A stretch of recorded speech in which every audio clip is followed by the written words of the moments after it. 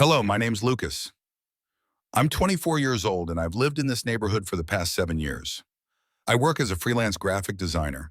I spend most of my time on the computer building websites or logos for small businesses and sometimes just scrolling through stuff I shouldn't waste my time on. It's a quiet life, nothing too crazy. I don't go out much and honestly, I don't mind it. My parents and I moved into this house when I was 17. It was the summer before my senior year of high school. I remember the boxes, the new smell of the place, the awkward neighbors waving hello from across their lawns. Everyone was polite, but the kind of polite where they smile and close their door right after except her. Her name was Brenda. Miss Brenda, some of the neighbors called her. She lived alone just next door. Two-story house, perfectly trimmed, hedges and flower beds that always looked fresh, even in the off-season. When we moved in, she brought over banana bread, smiled wide and told my mom, "If you ever need anything, sugar flour help with your boy, just knock." I remember her smile. It was warm but tired, like someone who'd smiled through too much. I didn't think much of her back then. She was just our older neighbor, maybe early 40s, I'd guess. Brown wavy hair that brushed her shoulders, always neatly dressed. She had this vibe of someone who'd been through stuff but tried to keep it together. At first, we didn't talk much. I was busy with school and then later college. But every now and then, I'd see her outside struggling with a trash can or dragging a bag of mulch across her yard. I'd help just being nice. She'd thank me and say things like, "You're a good young man, Lucas."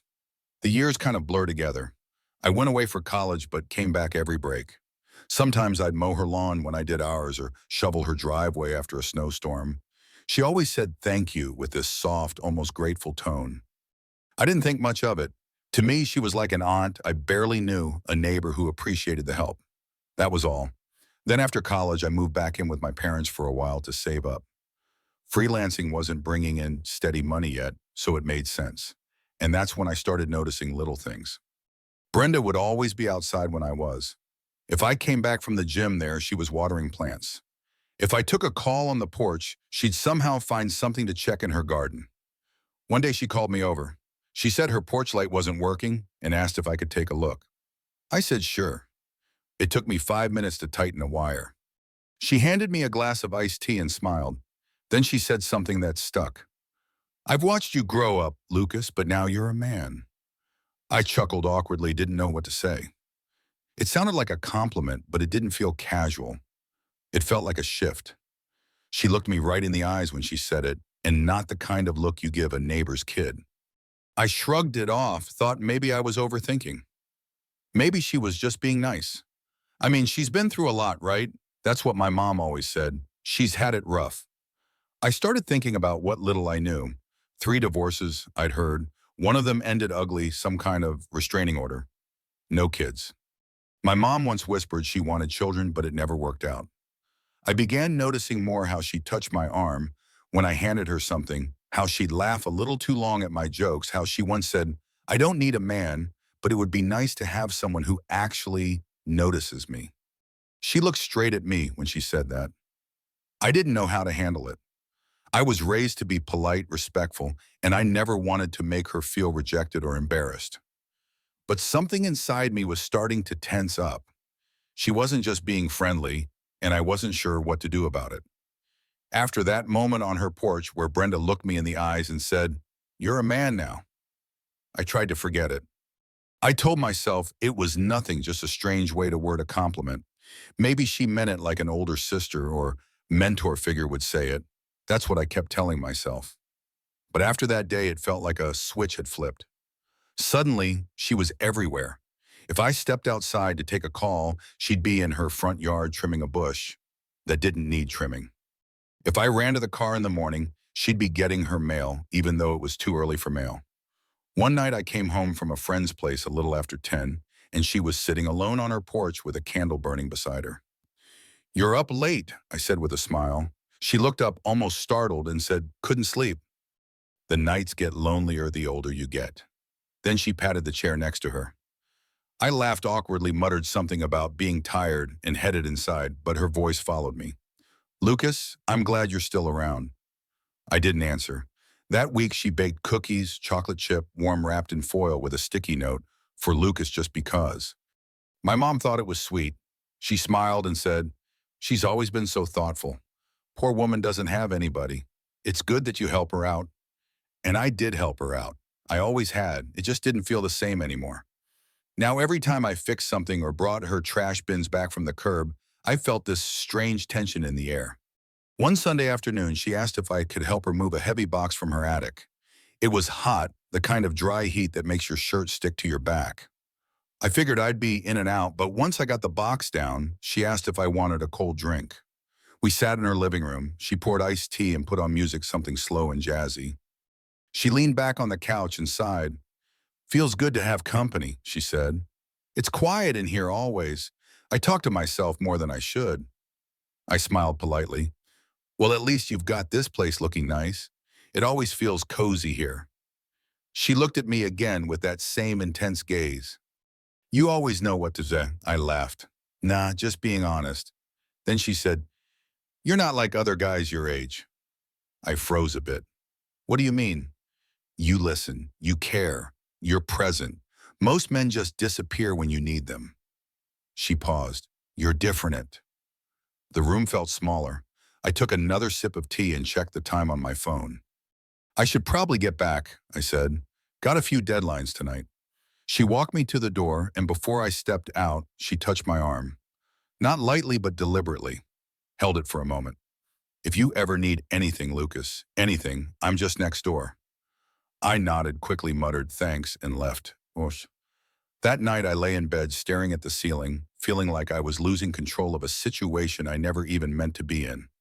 I didn't lead her on. I never flirted, never crossed any line. But somehow she was building something in her head, a version of us that didn't exist, and I didn't know how to stop it without breaking her. A few days later, I was working on the porch when I heard a knock. It was her again. This time she looked different. She had makeup on, her hair was done up, and she wore a dress I'd never seen before. "Thought I'd stop by and return the favor," she said, holding out a container of homemade lasagna. "Oh, wow, thanks," I said, taking it. She stood there for a second. "I made extra, in case you wanted to have dinner together." I hesitated. Everything in me said don't, but her face, something about it looked so hopeful, like saying no would crush her. Maybe another night," I said carefully. "I've got a Zoom call in like 15 minutes. Client from the UK." She nodded, smile fading just a little. "Of course. Work first." I watched her walk back to her house, the lasagna getting heavier in my hands. That evening I didn't eat it. I couldn't. It sat in the fridge untouched, a reminder of the emotional trap I felt myself falling into. And that's when it really hit me. This wasn't just a lonely neighbor with a soft spot for kindness. She was falling for me. And I had no idea how to tell her that I didn't feel the same without hurting her in a way that would make her pain even deeper. A week passed. I tried to keep my distance, just enough not to be rude, but not so much that it looked like I was avoiding her. I told myself maybe it would all blow over. Maybe I was reading into things too much. People get lonely. Maybe she just appreciated the company, but that hope didn't last long. One afternoon, I was walking back from the store with a bag of groceries when I saw her standing by her mailbox. She waved me over. I hesitated, then crossed the lawn. "Hey, Lucas," she said softly, her voice low, like she'd been crying or like she didn't want anyone else to hear. "Do you have a few minutes? I could really use someone to talk to." I could have made an excuse, should have, but there was something in her eyes, raw and tired, that made me feel like walking away would be the same as kicking someone when they were already down. So I nodded. We sat on her back patio. It was quiet back there. No cars, no neighbors, just wind moving through the trees. She poured 2 glasses of wine. I told her I didn't really drink, but she handed it to me anyway. Then she started talking about her life, about all of it. The first husband was charming but emotionally abusive. The second one cheated on her with a woman 10 years younger. The third one left when he found out she couldn't have children. She looked down at her hands when she said that. I was only 33 when the doctor told me. I had all these plans, the nursery, the lullabies, the birthday parties. I didn't know what to say. "No one teaches you how to respond to that. I tried adoption," she went on, "but they told me I was emotionally unstable. That's what the caseworker wrote down. Can you believe that?" She laughed, but it wasn't a laugh. It was more like the sound you make when you've got no tears left. Ever since then, and it's just been quiet, she said. Years of quiet. You start talking to your plants. You celebrate your own birthday with wine and reruns. I swallowed hard and looked away. It hurt to hear. I know I'm not some young thing anymore, she said, turning toward me. And I know people probably think I'm pathetic, but when someone like you shows up, kind, thoughtful, decent, it's hard not to feel something. Her eyes met mine. She didn't blink. You've grown into such a good man, Lucas. You're everything those other guys weren't. I froze. There was nothing casual about the way she said that, nothing vague. I know I'm older. I know it's crazy, but I just need you to know what you mean to me. I put the glass down slowly. My heart was thudding in my chest, not because I felt the same way, because I absolutely didn't, but because I didn't know how to escape without shattering her completely. Brenda, I said quietly. She reached across and gently placed her hand over mine. I'm not asking for anything, she said. I just needed to say it, needed to feel like I wasn't invisible anymore. I looked at her hand, then I looked at her. Her face was tired, vulnerable, hopeful in the most painful way. You're not invisible, I said softly. I see you, I always have. You're kind and strong, and you've been through more than anyone should. But I paused, my throat tightened. But I don't want to mislead you. I care about you, Brenda. I do, but not like that. She didn't move her hand. She nodded, eyes fixed on mine. I figured, she whispered, but I had to try. A long silence hung in the air. Finally, she let go of my hand, stood up slowly, and said, Thank you for being honest. I got up too. I hope this doesn't make things weird, I said awkwardly. It already was, she replied with a weak smile. But don't worry, I won't make you feel uncomfortable. You've done enough. That night, I didn't sleep well. I kept replaying the whole conversation in my head. The way she looked at me, the way I felt like I had to walk a tightrope between kindness and rejection. It wasn't that she was unattractive or strange. It was that I never felt that connection, never saw her that way. And now I was caught in something that felt like a wound I didn't cause, but somehow still had to clean up. I thought that maybe things would settle after that, but they didn't, not yet. The next couple of days, I didn't see Brenda at all. No wave from the porch, no check-ins at the mailbox, no knock on the door with a plate of cookies or a small favor, just silence. And to be honest, I was relieved. Not because I hated her or felt angry, because I finally had space to breathe. The tension that had been building over the past months had cracked open, and the truth had spilled out, and she'd taken it better than I expected. But that relief didn't last. By the end of the week, my mom mentioned something at breakfast. Brenda hasn't been out much lately, she said, sipping her coffee. I saw her blinds closed all day yesterday. You think she's okay? I shrugged, trying to sound casual. Maybe just busy. She works from home, right? My mom nodded slowly. Still, she usually says hi. Maybe I'll check in on her later. That stirred something in me. Guilt. Not because I'd done anything wrong, but because I knew the truth. I was the reason her lights were off. Her silence wasn't just quiet, it was her way of mourning something she'd probably hoped would grow. A few days later, she texted me. First time in weeks. Hey, got a cabinet door that fell off the hinge. If you're free sometime, would really appreciate your help. No pressure, no hearts, no flirty smiley faces, just plain words. I stared at the message for a while, then typed, Sure, tomorrow work. She replied a minute later. That would be great. Thank you, Lucas. I went over the next evening. Her house felt different, colder. No candle burning, no music playing, just her in sweatpants and a loose hoodie, hair tied up, no makeup. She looked like someone trying to disappear. We didn't talk much. I fixed the hinge in 5 minutes. She thanked me. There was a pause, and then she said, I'm sorry. I looked up. For what? For everything. For making you uncomfortable. For pushing too far. I know I crossed a line. I shook my head gently. You didn't push me, Brenda. You were honest.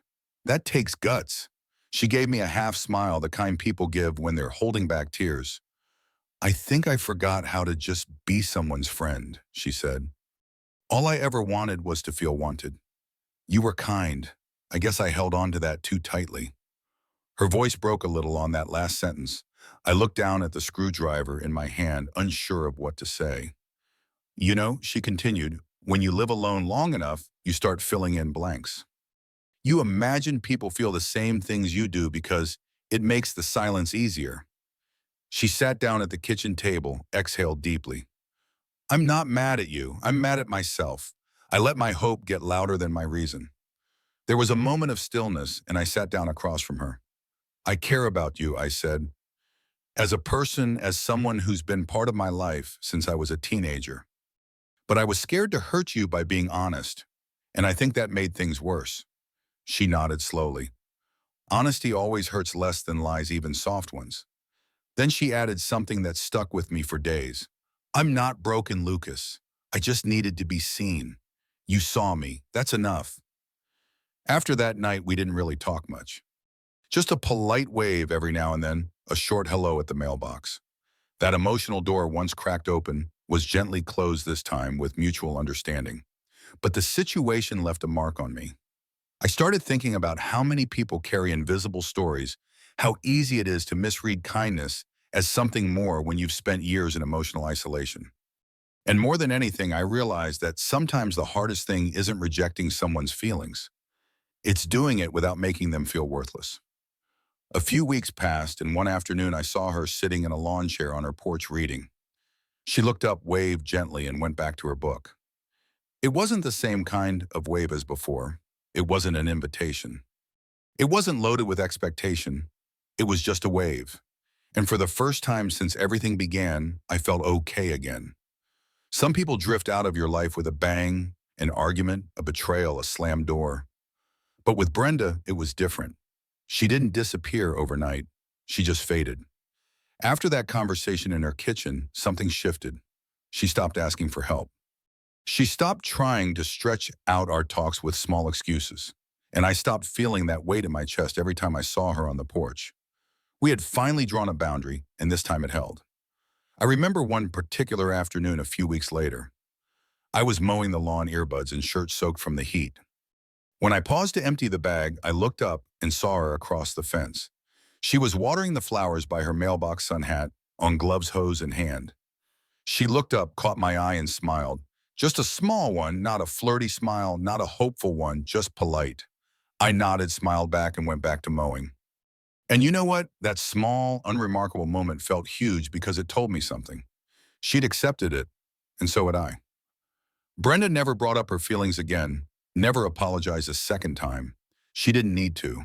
Sometimes healing isn't dramatic, it's quiet. It's about recognizing the line between longing and reality and respecting that line.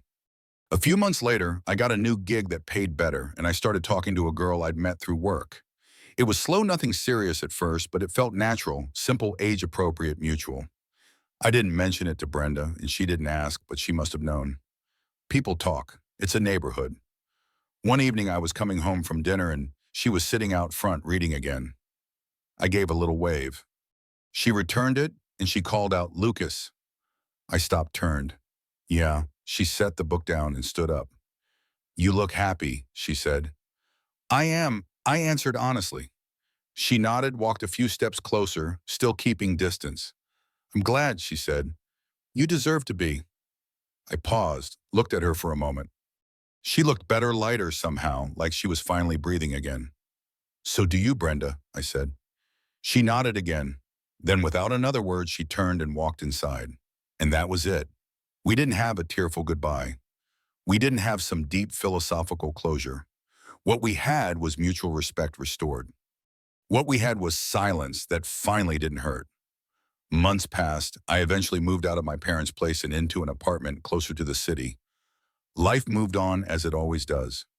But sometimes when I visit my folks and drive past Brenda's house, I glance at her porch.